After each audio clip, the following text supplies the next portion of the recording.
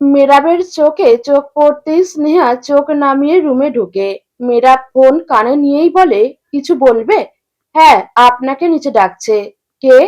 আসলে আমরা সবাই মিলে আড্ডা দিচ্ছিলাম, তো সবাই আপনাকে ডাকছে।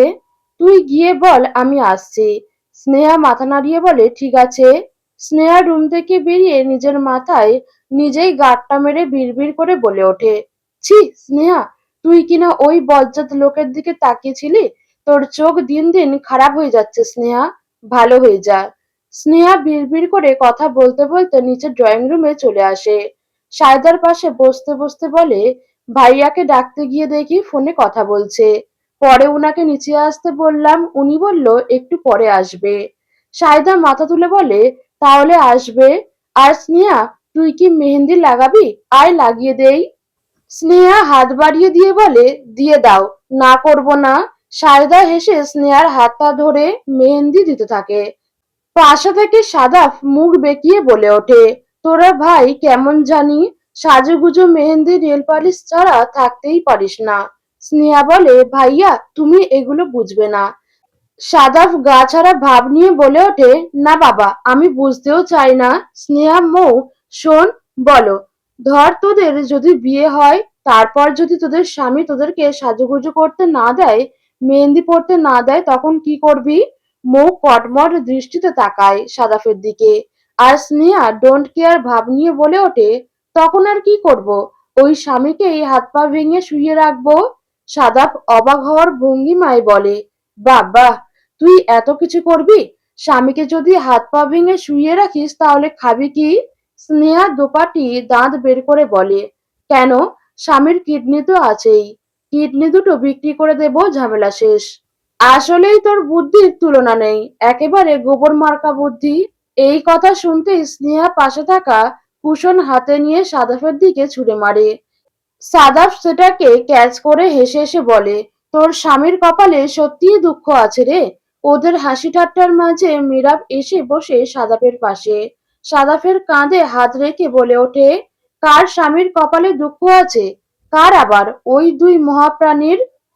মৌ আর স্নেহা দুজনেই রেগে যায়। মৌ রাগ সামলাতে না পেরে বলে ওঠে, এসে সাদাফের কাছে এসে দাঁড়ায়। নিজের মেহেন্দি পরা হাতটা সাদাফের শার্টের কাছাকাছি এনে বলে ওঠে, তোমার চকচকে শার্টে মেহেন্দি লাগিয়ে দিব? সাদাফ একটুখানি সরে গিয়ে বলে ওঠে, খবরদার, যদি দাগ লেগে যায় তো খবর আছে। আরো মজা করবে আমাদের সাথে? না বোন, সরে যা প্লিজ, লক্ষ্মী বোন আমার।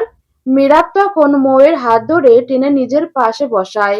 সাদাফও মৌয়ের থেকে একটু দূরে বসে। বলা তো যায় না এই মেয়ে আবার সত্যি সত্যি মেহেন্দি না লাগিয়ে দেয়। সবার কথা বলা শেষে যে যার মতো রুমে যাওয়ার সিদ্ধান্ত নেয়। একসাথেই সবাই সিঁড়ি দিয়ে উপরে উঠতে থাকে। সেখানে মেরাব আর মৌ কথা বলতে বলতে যাচ্ছে। দুজনের পেছনে স্নেহা মেরাবকে দেখতে দেখতে যাচ্ছে। মৌ আর স্নেহা রুমে চলে আসে। স্নেহা হাত ধুতে চলে যায় ওয়াশরুমে। বেসিনে হাত ধুতে ধুতে আয়নায় তাকায়। মনে মনে মেরাবের কথা ভাবতে থাকে। এদিকে মৌ স্নেহাকে ডাক দেয়, আপু তোমার হলো?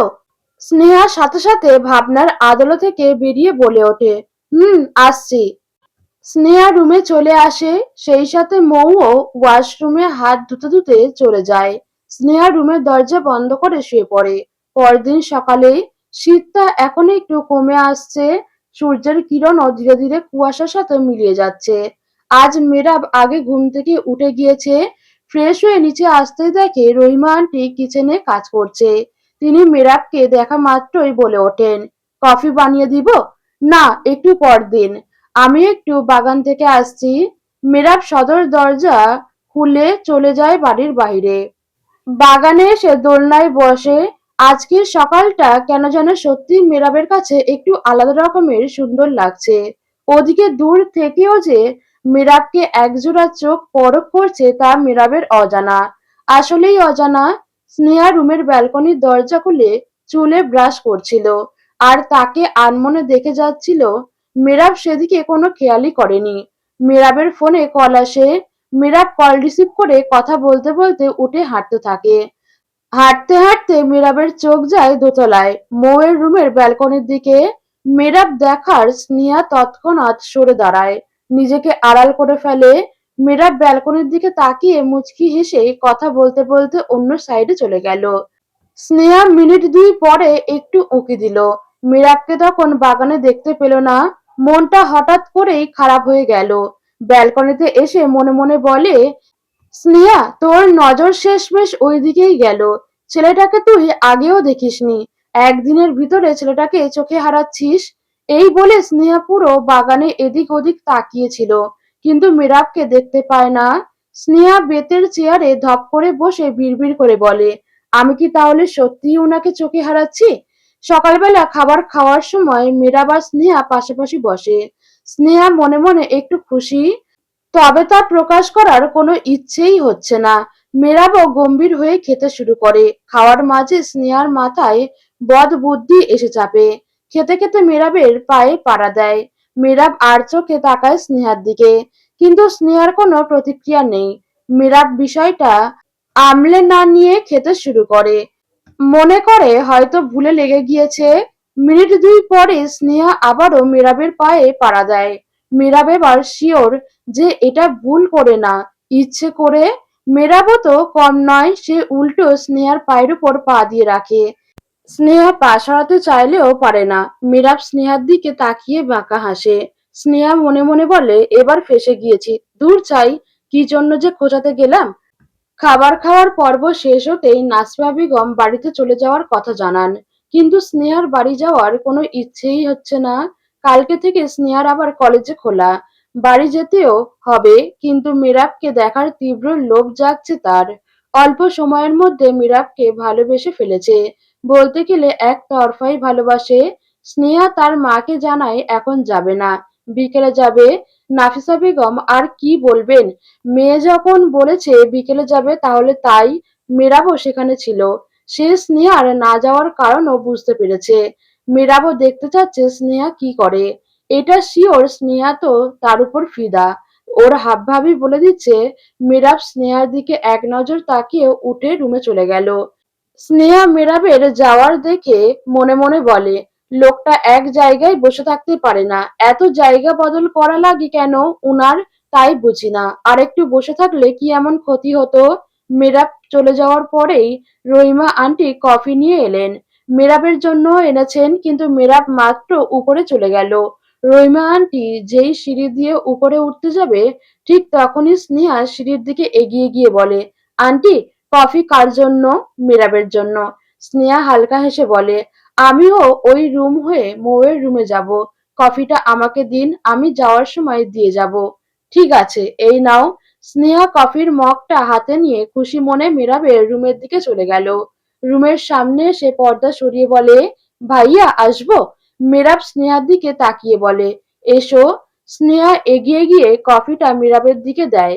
মীরাব কফি হাতে নিয়ে বলে, তুমি বানিয়েছো নাকি? স্নেহা মুখে হাসি ফুটিয়ে বলে, না, আন্টি বানিয়েছে। মীরাব কফিতে চুমুক দিয়ে বাঁকা হেসে বলে, ও, এই জন্যই তো বলি আমার শত্রু আবার আমার জন্য কফি আনবে। শত্রু তো শত্রুই হয়। স্নেহা কোমরে হাত গুজে বলে, কি বললেন আপনি? কেন, বয়রা নাকি? শুনতে পাওনি? আপনি বয়রা। মীরাব হেসে বলে, আমি স্পষ্ট সব শুনতে পাই। তোমার মতো এক কথা দুইবার রিপিট করতে বলতে হয় না আমার। ওসব ছাড়ুন, এখন বলুন আমাকে, শত্রু বললেন কেন? তো কি বলবো, মির্জাফর? স্নেহা কিছু বলতে যাবে, ঠিক তখনই তাকে ডেকে ওঠে ফাহমিদা খান। স্নেহা মীরাবের দিকে তাকিয়ে রাগে ফুঁসতে ফুঁসতে চলে গেল। মীরাব তখন তপ্ত শ্বাস ছেড়ে বলে ওঠে, শত্রুকে শত্রু বলবো না তো কি বলবো? আমার সবকিছু কেড়ে নিয়ে বসে আছে, আবার তাকে শত্রু বললেই দোষ? কথাটা বলে মীরাব বিছানায় আয়েশি ভঙ্গিতে বসতে বসতে তাচ্ছিল্যের হাসি দিয়ে বিড়বিড় করে বলে, স্নেহা, তুমি এই যে একটু পরপরই এসে আমাকে দেখে যাও, আড়াল হয়ে আমায় দেখো, আমি বুঝতে পারি, সব বুঝতে পারি। তুমি টেরও পাচ্ছ না তুমি ঠিক কি করতে যাচ্ছ। তবে সময় হোক, তুমিও বুঝতে পারবে। তাহলে ভালোবাসার মাঝেই প্রতিশোধের খেলাটা শুরু করা যাক। এই বলে মীরাব নিজেই হেসে উঠল। দুপুর ২টা। স্নেহারা আরেকটু পরেই রেডি হয়ে চলে যাবে। এখন দুপুরের খাবার খেয়ে রেস্ট নিচ্ছে সবাই। স্নেহা ড্রয়িং রুমে মৌয়ের সাথে বসে কথা বলছিল। সেই সকালের পরে মীরাবকে আর নিচে দেখতে পায়নি। নিচেই নামেনি বলতে গেলে। দুপুরের খাবারটাও রুমে খেয়েছে। স্নেহা এদিক ওদিক তাকাচ্ছিল যদি বের হয় মেরাব। মারুফুল খান দুপুরের খাবার খেয়ে রুমে শুয়েছিলেন। ঠিক তখন ফাহমিদা খান রুমে এলেন হাতে শাড়ি নিয়ে। ছাদে মেলে দিয়েছিলেন, এখন এগুলো ভাঁজ করে তুলে রাখবেন। ফাহমিদা খান বিছানার এক কোণে বসে শাড়িগুলো ভাঁজ করছেন। মারুফুল খান উঠে বললেন, ফাহমিদা খানের দিকে তাকিয়ে ভাবুক গলায় বলে ওঠেন, আচ্ছা ফাহমিদা, মেরাবের হুট করে ফিরে আসা তোমার কাছে খটকা লাগছে না? ফাহমিদা খান হালকা হেসে বলে ওঠেন, খটকা লাগবে কেন? ছেলেটাই দেশে এসেছে, এতে আবার খটকা কিসের? তোমরা যত সব ভুলভাল কথা।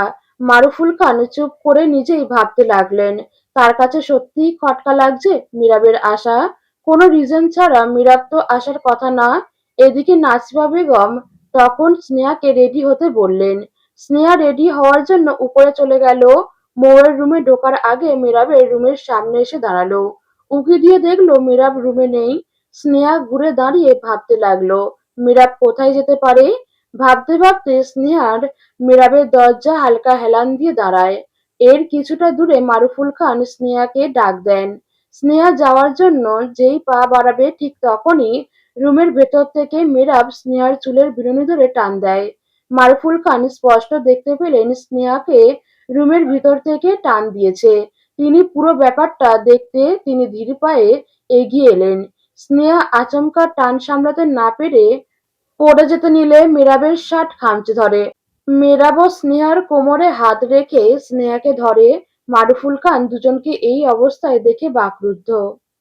মারফুল খান মীরাব আর স্নেহাকে দেখে রুমের সামনে থেকে দুপা পিছিয়ে যান।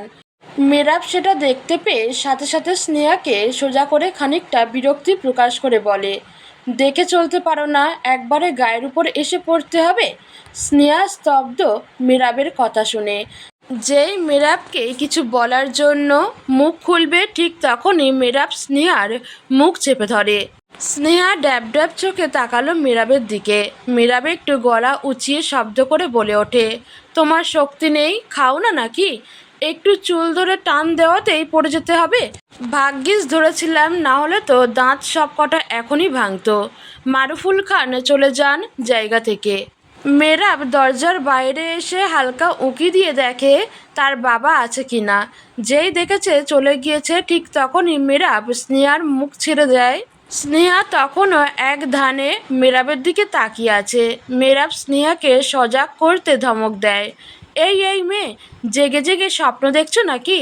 স্নেহা ঘর থেকে বেরিয়ে বলে, আ আসলে বড় মামা আমাদের একসাথে হয়তো দেখে নিয়েছে। মেহরাব বলে, হুম, তা তো দেখে নিয়েছে, সেটা ম্যানেজও করতে পেরেছি। এটা নিয়ে মনে হয় না আর ভাববে। আর তুমি তুমি আমার উপরে এসে পড়লে কেন? স্নেহা আঙুল উঠিয়ে বলে, দেখুন, সবসময় আমাকে দোষারোপ করবেন না। আপনি আমার চুলটা ধরে টান দিয়েছেন, আর এত জোরেই দিয়েছেন যে আমি সেটার ব্যালেন্স হারিয়ে ফেলেছিলাম। মেহরাব স্নেহার আঙুলের উপর নিজের আঙুল দিয়ে বলে, এইটুকুতেই ব্যালেন্স হারিয়ে ফেলেছ? আর তোমার এইসব ছেলে মানুষে দেখে তোমার স্বামী যে তোমাকে ইচ্ছে মতো ধুলাই দিবে তখন কি করবে? আপনিও সাদাব ভাইয়ার মতো বলছেন? মেহরাব তপ্ত শ্বাস ছেড়ে বলে ওঠে, দেখো, আমাকে কারোর সাথে কম্পেয়ার করবে না। আর কি জন্য এসেছিলে তাড়াতাড়ি বলে এখান থেকে কেটে পড়ো। স্নেহা নিশ্চুপ হয়ে গেল। ভাবতে লাগলো কিসের জন্য এসেছে। সত্যিই তো কিসের জন্য এসেছে সে। কোনো কারণও তো নেই। সাথে কি বাহানা দিবে তাও তো ভেবে আসেনি। স্নেহা হাত কচলাতে কচলাতে বলে, আসলে আমরা তো চলে যাচ্ছি, তাই আপনাকে বলতে এসেছি। মেয়েরা পট করে বলে ওঠে, ঠিক আছে, দেখে যেও। স্নেহা বোকা বনে গেল।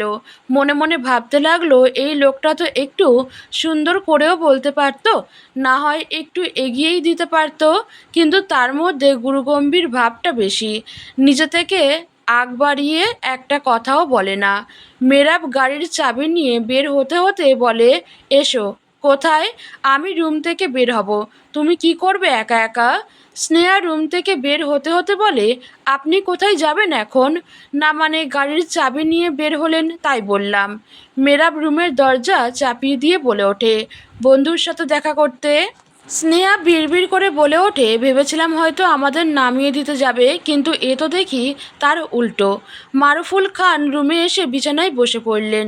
ফাহমিদা খান পানি আনতে বললেন।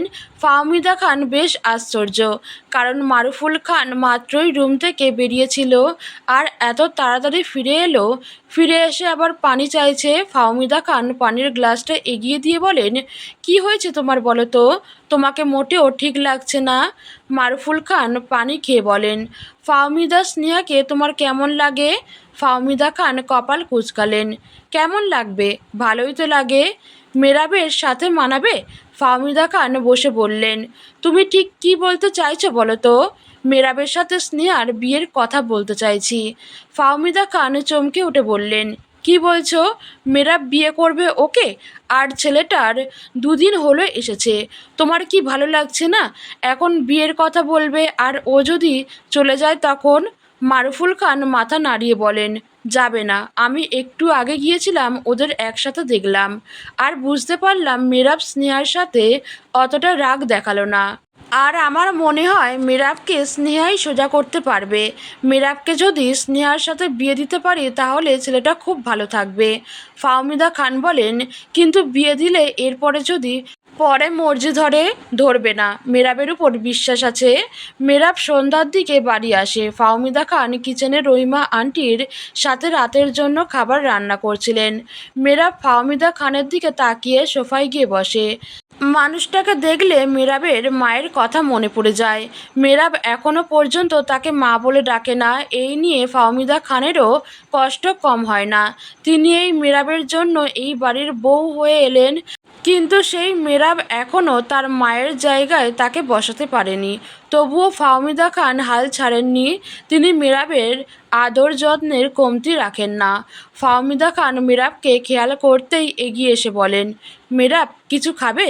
কফি দিও। ঠিক আছে, বসো। ফাহমিদা খান চলে যান কিচেনে। রহিমা আন্টি বলেন, আপা দেন, আমি কফি বানিয়ে দেই। না, তুমি অন্য কাজ করো, আমি কফি বানিয়ে দিচ্ছি। ফাহমিদা খান কফি বানিয়ে মেরাবের সামনে নিয়ে আসেন। মেরাবকে কফি দিয়ে পাশেই দাঁড়িয়ে রইলেন। এরপর নরম গলায় বললেন, মেরাব তোমায় একটা কথা বলবো? বলো। বলছিলাম, তোমার কি কোনো পছন্দ আছে? মানে কোনো মেয়েকে পছন্দ হয়? মেরাব আচমকা এই কথা শুনতে পেয়ে বিষম খেয়ে ওঠে। পরক্ষণেই নিজেকে সামলে নিয়ে বলে, হঠাৎ এই প্রশ্ন? আসলে তোমার বাবা বলছিল, তাই আমি জিজ্ঞেস করলাম। মেরাব সোজা গলায় বলে ওঠে, ও পছন্দ নেই? ও আচ্ছা। মেরাব কফি খেয়ে উঠে চলে গেল। নিজের রুমে এসে ফোনটা বের করে চার্জ দিয়ে ওয়াশরুমে ঢুকলো ফ্রেশ হতে। মারুফুল খান ফাহমিদা খানের সাথে বুঝে আলাপ করে সিদ্ধান্ত নেয় মেরাবের সাথে স্নেহার বিয়ের কথা এগোবেন। মারুফুল খান আফনান মির্জাকে কল দেন, কিন্তু ফোন বন্ধ বলছে। তাই মারুফুল খান নাসিফা বেগমের ফোনে কল দেন। হ্যালো নাসিফা। হ্যাঁ ভাইজান বলো। তোরা ভালোই পৌঁছে গিয়েছিস তো? ভাইজান। কি করছিস এখন? কিছু না ভাইজান। শোন, যার জন্য কল দিয়েছি, আমি আর তোর ভাবি একটা জিনিস ভেবে দেখলাম। মেরাবের সাথে স্নেহাকে ভালো মানায়, স্নেহাকেও খুব পছন্দ হয়। ওদের বিয়ে হলেও মন্দ হবে না। কথাটা তোকে আগেই বলবো, কিন্তু বলা হয়ে ওঠেনি। এখন তুই কি বলিস? নাফিসা বেগম খানিকটা খুশিই হলেন কথাটা শুনে। মেরাবও তো ভালো ছেলেই, তার মধ্যে আবার ভাইয়ের ছেলে। তিনি হেসে বলেন, ভাইজান এ তো ভালো কথাই। আমারও বেশ পছন্দ মেরাবকে। শুধু তোর পছন্দ হলে তো হবে না, আফনানের মতামতও নিতে হবে। মেরাব এসেছে থেকে আফনান বলল যে আসবে, কিন্তু ও তো এলোই না। এলে না হয় সামনাসামনি কথা বলতাম। ভাইজান স্নেহার বাবাকে নিয়ে চিন্তা করো না, ওর মেরাবকে অপছন্দ হবে না। তবুও তুই একটু বলিস। ঠিক আছে, হসপিটাল থেকে আসুক বলবো। মারুফুল খান ভাবুক গলায় বলে ওঠেন, মনে করে জানাস। যদি রাজি থাকে তাহলে 2-1 মধ্যে বিয়েটা সেরে ফেলবো। বলা তো যায় না মেয়েরা বাবার কি করে বসে। ওর বাবা ফিরলেই বলবো। আর ওর বাবাও এতে সম্মতি দিবেন। ঠিক আছে, তুই ওকে বলে একটু তাড়াতাড়ি জানাস। এখন রাখছি। মারুফুল খান কলটা কেটে দিলেন। এই কথাগুলো আবার মৌ শুনতে পায়। মারুফুল খানের ফোনে কথা বলার সময়ই রুমে আসে। মৌ সব কথা শুনে রুম থেকে বেরিয়ে চলে যায় মেরাবের রুমের দিকে।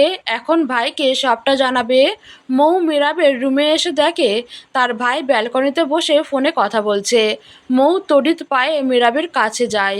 মেরাব ফোনে থাকা ব্যক্তিকে বলে, তোকে পরে ফোন করছি। মৌ এসে দাঁড়িয়ে থাকে, যা দেখে মেরাব বলে, কিরে শাকচুন্নি, কিছু বলবি? ভাইয়া, একটা খবর আছে যা তুমি জানো না। কি খবর? ভাইয়া, আম্মু আর আব্বু মিলে তোমার জন্য স্নেহা আপুর বিয়ে ঠিক করেছে।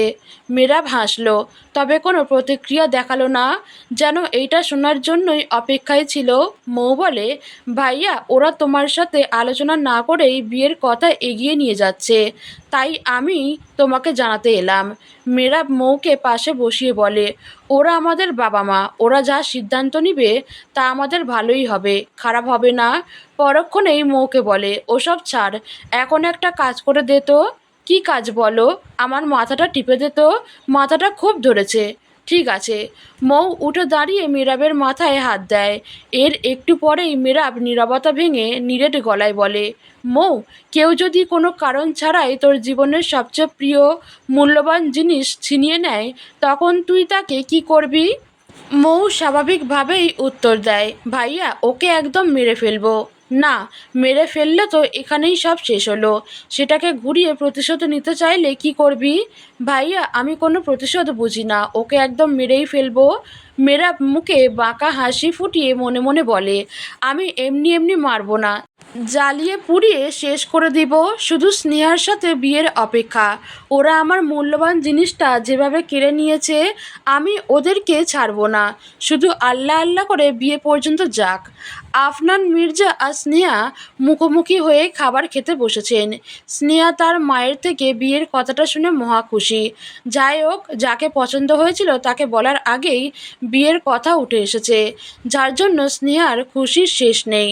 নাসিফা বেগম আফনান মির্জার দিকে তাকিয়ে বলেন, তোমার সাথে একটা কথা আছে, বলবো? বলো। বড় ভাইজান ফোন দিয়েছিল। ভাইজান আর ভাবি ঠিক করেছেন স্নেহাকে মেরাবের বউ করে ঘরে তুলবে। তুমি যদি রাজি থাকো তাহলে ওরা তাড়াতাড়ি সব করে ফেলবে। আফনান মির্জা মাথা তুলে আগে স্নেহার দিকে তাকালো। স্নেহা খানিকটা লাজুক হয়ে মাথা নত করে খেতে বসলো। আফনান মির্জা পরক্ষণেই খাবার খাওয়ায় মনোযোগী হয়ে বলেন, ঠিক আছে, আমি রাজি, ভাইজানকে সব কিছু করতে বলো। এই কথা শুনে স্নেহা আর বসল না, লজ্জা পেয়ে টেবিল ছেড়ে চলে গেল। স্নেহা লজ্জা পেয়ে চলে যেতেই আফনান মির্জা আর নাফিসা বেগম হেসে ওঠেন। তারাও সম্মতি দিলে মেরাবের সাথে স্নেহার বিয়ে হলে মন্দ হবে না। আফনান মির্জা বলেন, নাফিসা, বিয়েটা খুব তাড়াতাড়ি হয়ে যাচ্ছে না? ভাইজান বলল তাড়াতাড়ি শুভ কাজটা সেরে ফেলবেন। মেরাব দেশে এসেছেন, আবার যদি মসজিদরে চলে যাবে তখন অমন ছেলে কোথায় পাবো? আর মেরাব আমাদের নিজেদের ছেলে, ওর কাছে আমাদের মেয়ে নিরাপদ। দেখবে বিয়েটা হলেও আর কোথাও যাবে না, এখানেই বিজনেস অথবা অন্য কিছু করে থেকে যাবে। আফনান মির্জা মাথা নাড়িয়ে গভীর গলায় বলেন, তোমার কথাও মন্দ না, আগে বিয়ে হোক, পরে দেখা যাবে। নাফিসা বেগম বলেন, তাই হোক আগে। আর স্নেহা যদি বিয়ের পরে মেরাব আর ভাবির মধ্যকার দূরত্বটা শেষ করতে পারে। মেরাব তো এই পর্যন্ত ভাবিকে মা বলে ডাকেনি, এই নিয়ে ভাবিও মনে মনে অনেক কষ্ট পায়। কিন্তু মেরাব যদি মন থেকে তাকে মা হিসেবে মেনে না নেয়, তাহলে আর আমাদের কি করার? এখন স্নেহা যদি মেরাবকে ঠিক করতে পারে তাহলে সবাই খুব খুশি হবে। তা ঠিক বলেছ। এখন ওসব কথা ছাড়ো, আগে তোমার মেয়েকে ডাকো। খাওয়া ছেড়েই তো উঠে গেল। আমি রুমে গেলাম, তুমিও খেয়ে চলে এসো। আফনান মির্জা উঠে চলে গেলেন। এদিকে স্নেহা রুমে এসে নিজে নিজেই নেচে বেড়াচ্ছে, আর খুশির অন্ত নেই। কি বলে যে বড় মামা আর মামিকে ধন্যবাদ দিবে তা বলার বাহিরে। স্নেহা ফোন হাতে নিয়ে মৌকে মেসেজ দিল, কিরে, কি করছিস? মৌ তখন সাদাফের সাথে ড্রয়িং রুমে বসেছিল। সাদাফ টিভিতে ফুটবল ম্যাচ দেখছিল, আর মৌ ফোনে রিলস দেখছিল। স্নেহার মেসেজটি পেয়ে সাথে সাথেই রিপ্লাই দেয়, কিছু না আপু, তুমি কি করছো? আমিও কিছুই করছি না। শোন, কালকের কলেজে যাবি না? যাব। তুমি যাবে না? যাব। শোন না মৌ, একটা কাজ করে দিবি? কি কাজ আপু? কি তখন থেকে আপু আপু করছিস? ভাবি বল, তুই কি জানিস না তোর ভাইয়ের সাথে আমার বিয়ে ঠিক হয়ে গিয়েছে? হুম, জানি আপু। আবার আপু লিখছিস কেন? মনে ছিল না? তোমাকে হুট করে কিভাবে ভাবি বলবো বলো তো? আগে আমাদের বাড়ির বউ হয়ে চলে এসো, তারপর যতবার ভাবি ডাক শুনতে চাইবে ঠিক ততবারই ভাবি ডাকবো। ঠিক আছে, তবে এখন একটা কাজ করে দে না। কি কাজ? তোর ভাইয়ের ফেসবুক আইডিটা দিবি? আমি তো ফেসবুক ইউজ করি না, তাই ভাইয়ার ফেসবুক আইডিটা তো আমার কাছে নেই। একটু ওয়েট করো, আমি সাদাফ ভাইয়ের কাছ থেকে জেনে বলছি। ঠিক আছে। মৌ সাদাফের দিকে তাকিয়ে বলে, ভাইয়া শোনো না। কি বল তাড়াতাড়ি। ভাইয়া, তোমার কাছে মেরাব ভাইয়ার ফেসবুক আইডিটা আছে? হুম, কেন, কি করবি? আমি কিছু করব না, স্নেহা আপু চাইলো তাই বললাম তোমাকে। সাদাফ টিভি ছেড়ে মৌয়ের দিকে তাকিয়ে বলে, স্নেহা মেরাবের ফেসবুক আইডি দিয়ে কি করবে? ওদের তো বিয়ে ঠিক হয়েছে। কি? হুম, তুমি তো বাড়িতেই ছিলে না, তাই তুমি জানো না। সাদাফ মুখটা শুকনো করে বলে, সত্যি বিয়ে ঠিক হয়েছে? হুম, আর ফেসবুক আইডিটা দাও তো। সাদাফ কিছুটা রাগ নিয়ে বলে, কিসের ফেসবুক আইডি দিব? যা রুমে গিয়ে পড়তে বস। কিন্তু স্নেহা আপু যে ভাইয়ার আইডিটা চাইলো, সেটা কি চেয়েছে না চেয়েছে তা তোর দেখতে হবে না, তুই নিজের রুমে যা। মৌ আর কোনো কথা বলতে পারে না, রেগে গাল ফুলিয়ে উঠে চলে যায়। এদিকে সাদাফ টিভি অফ করে চলে যায় উপরে। উদ্দেশ্য এখন ফাহমিদা খানের সাথে কথা বলবে। ফাহমিদা খানের রুমের সামনে এসে নক করে বলে, বড় আম্মু আসবো? কে? সাদাফ, আয়। সাদাফ রুমের ভিতরে ঢুকে প্রথমেই বলে ওঠে, বড় আম্মু, শুনলাম মেরাবাস স্নেহার বিয়ে ঠিক হয়েছে। হুম, সত্যি বড় আম্মু? ফাহমিদা খান এসে বললেন, বিয়ে কি মিথ্যে মিথ্যে ঠিক হয় পাগল? ওদের বিয়ে ঠিক করা হয়েছে, আর তোর বড় আব্বু ফিরলে ঠিক করবে কবে বিয়ে হবে।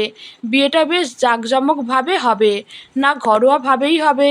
আর সাদা ফাহমিদা খানের কথা শুনেই চলে গেল। মৌয়ের মুখে বিয়ের কথা শুনে তখনও তার বিশ্বাস হয়নি, তাই তার বড় আম্মুর কাছে শুনতে এসেছিল। আর এখানে সব শুনে মিথ্যে মনে হলো না। সাদাফের মনটা বিষিয়ে উঠল। মনে মনে স্নেহাকে বেশ পছন্দ করত। কখনো বলতে পারেনি, ভেবেছিল স্নেহা এইচএসসি পরীক্ষাটা দেওয়ার পরেই ওকে বলে দিবে, কিন্তু তার আগেই মেরাবের সাথে বিয়ে ঠিক হয়ে গেল। এখন তো স্নেহাকেও বলতে পারবে না, আর না মেরাব, আর না বাড়ির লোককে। এদিকে স্নেহা মৌয়ের থেকে কোনো উত্তর না পেয়ে মেসেজ দেয়, কিরে পাসনি? না আপু, পায়নি, কালকে মেরাব ভাইয়ার থেকে জেনে তোমাকে দিব। ঠিক আছে। সকালবেলা মৌ তাড়াহুড়ো করে রেডি হচ্ছে কলেজে যাওয়ার জন্য। অনেকটাই দেরি হয়ে গিয়েছে।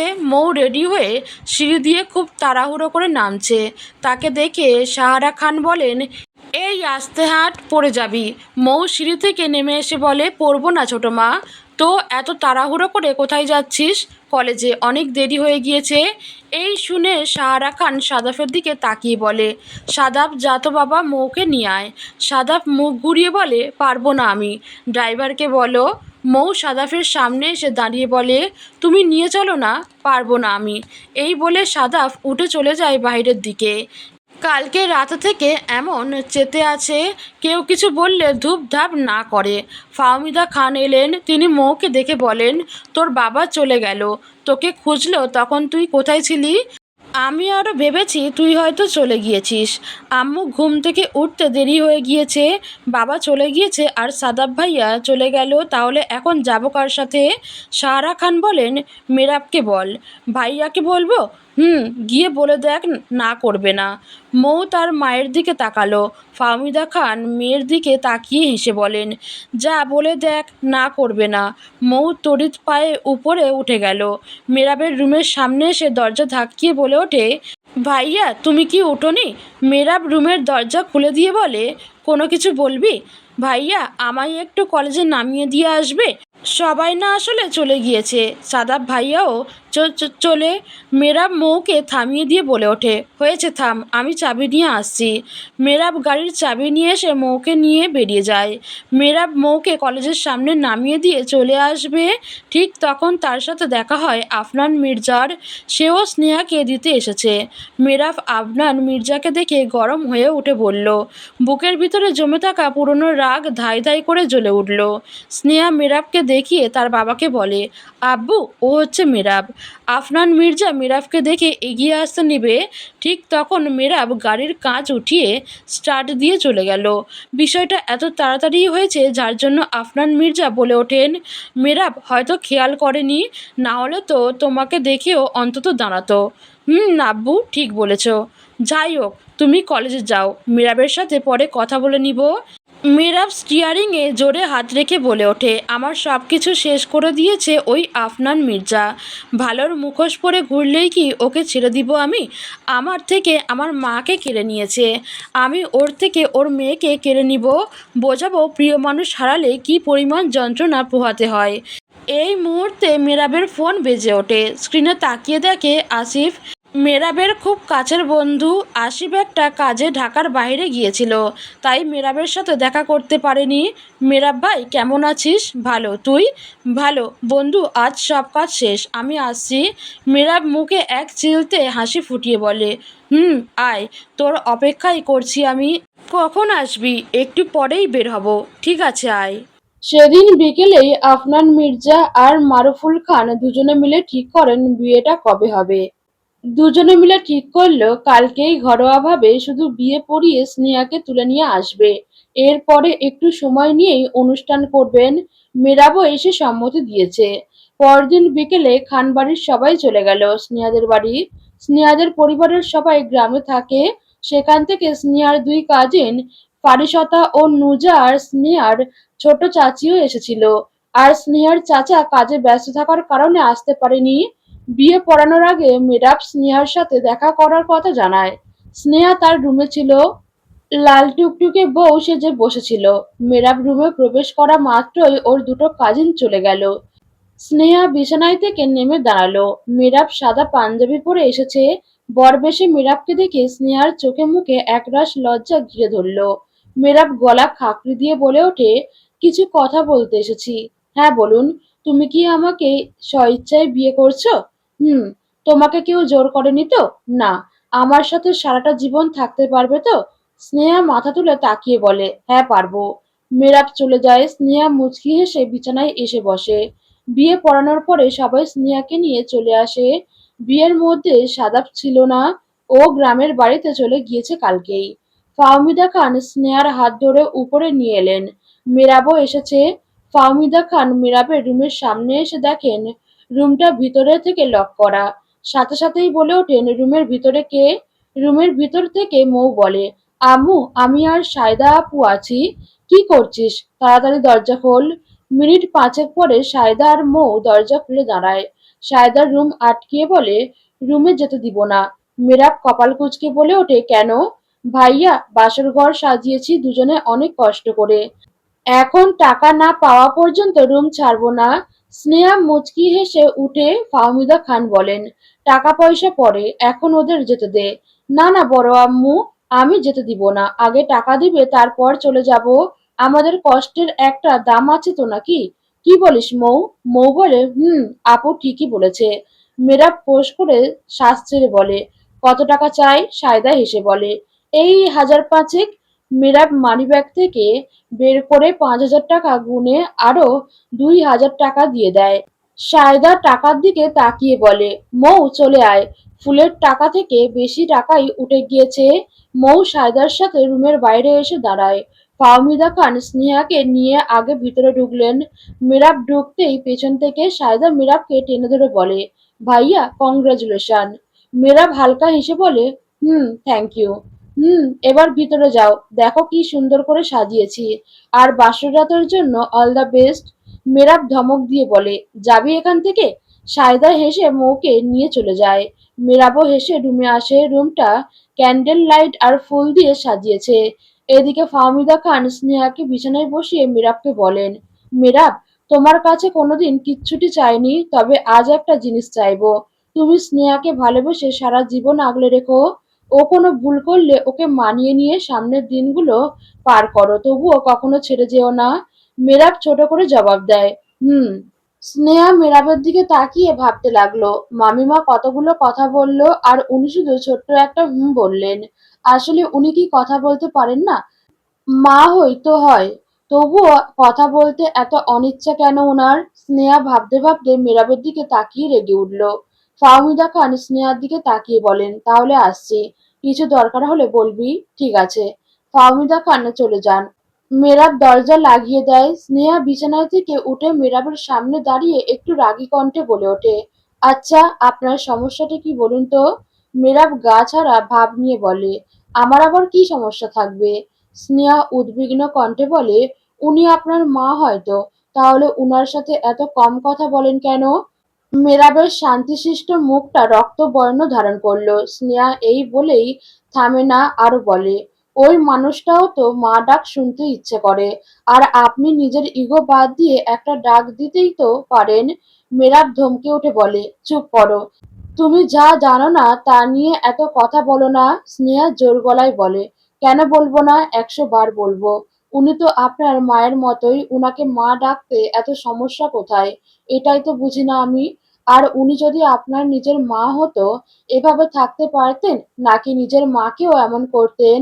আমার তো মনে হয় তার সাথেও এমন করতেন। কথাটা শেষ হতেই মীরাব স্নেহার গালে বাজিয়ে থাপ্পড় মারে। স্নেহা তাল সামলাতে না পেরে দুপা পিছিয়ে যায়।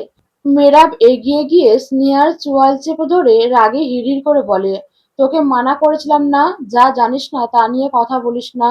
আমার মাকে নিয়ে কথা বলার রাইট কে দিয়েছে তোকে? আমি দিয়েছি কি?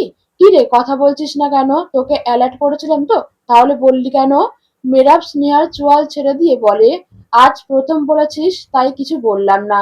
এরপরে যদি আমার মাকে আর আমাকে নিয়ে কথা বলিস, তো তখন দেখবি আমার আসল রূপ। ভালোই ভালোই রয়েছি তো, তোর ভালো লাগছিল না? আর তুই আমাকে রাগিয়ে দিয়ে বড্ড বড় ভুল করলি। স্নেহা অপলক দৃষ্টিতে তাকিয়ে রইল মেরাবের দিকে। মেরাব তপ্ত শ্বাস ফেলে রুমের দরজা খুলে চলে গেল।